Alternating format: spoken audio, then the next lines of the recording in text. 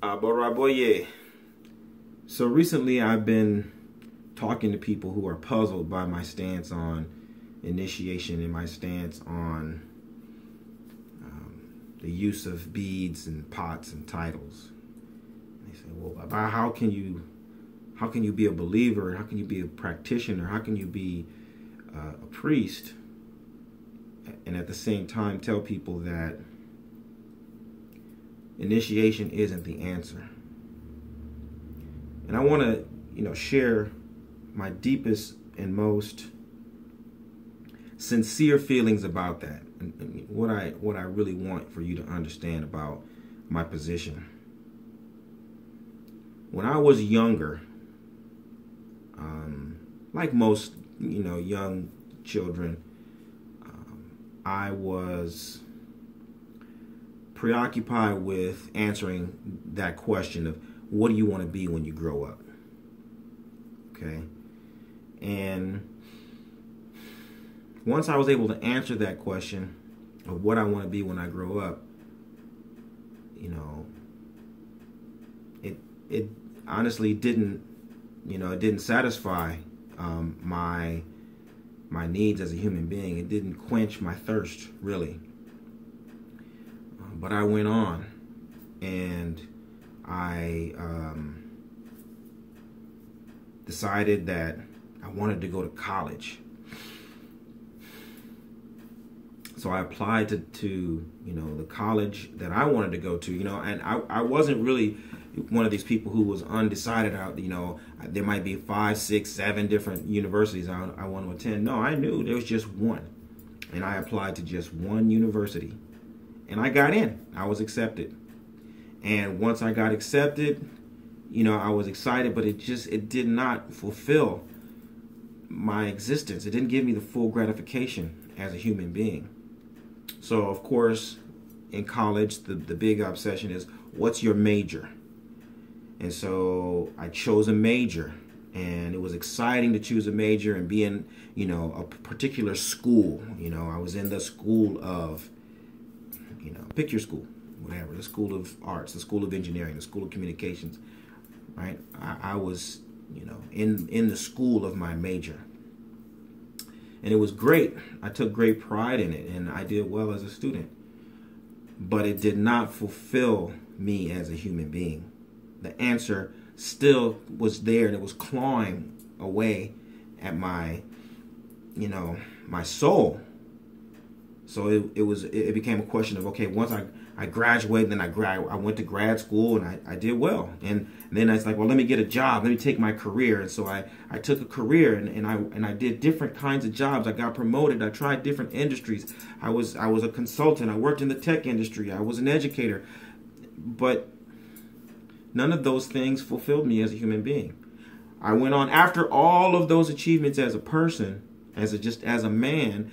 I went on and I was initiated, okay? And I traveled all the way across the water, and I went into the source, to the most authentic and original and, verifiable, legitimate cradle of Ifa culture and practice.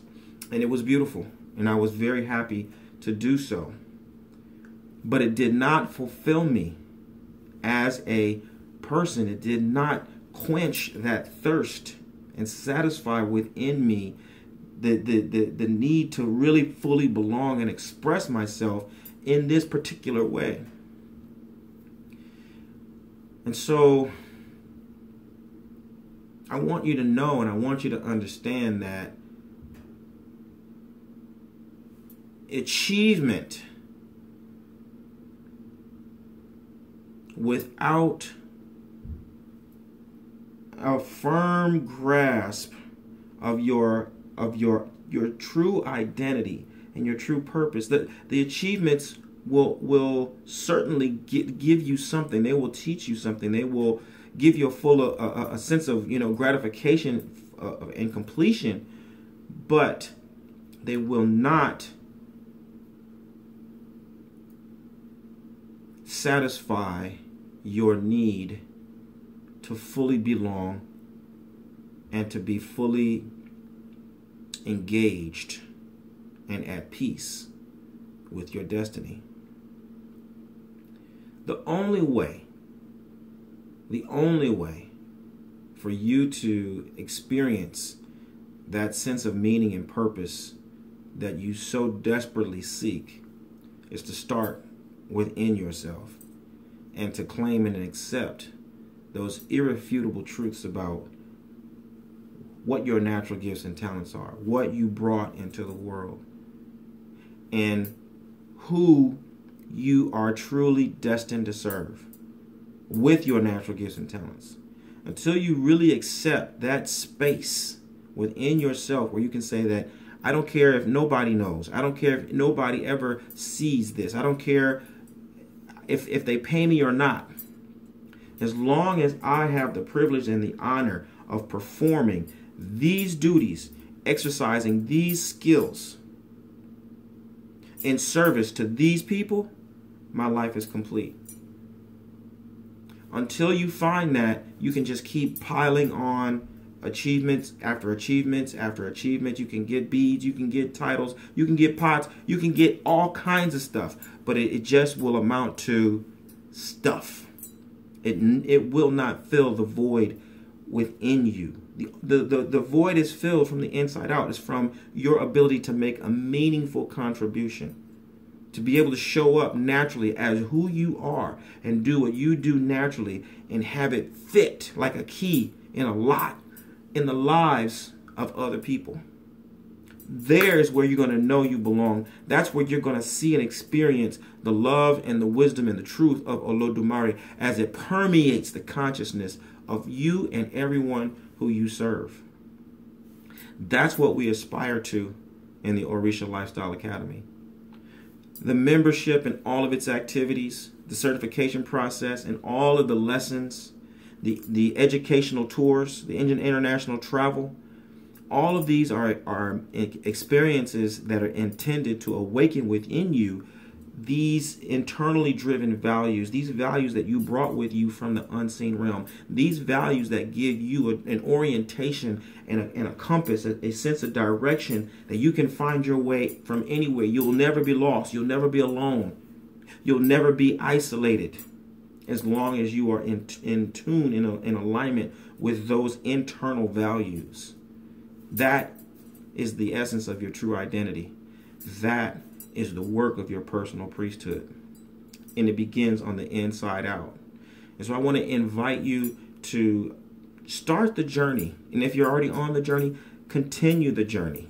And if you are certain about your place on the journey, then join us in helping to articulate the journey in a more effective way for more people. Because this is a movement that will only become more powerful and more real to the extent that we are comfortable with locking arms with other like-minded people, speaking one language, and practicing one protocol and one method for bringing about the good condition for ourselves and those who we are destined to serve.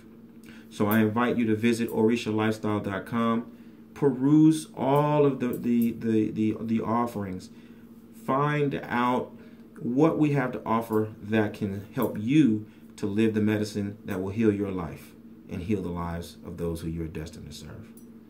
Aboru aboye, aboshishe.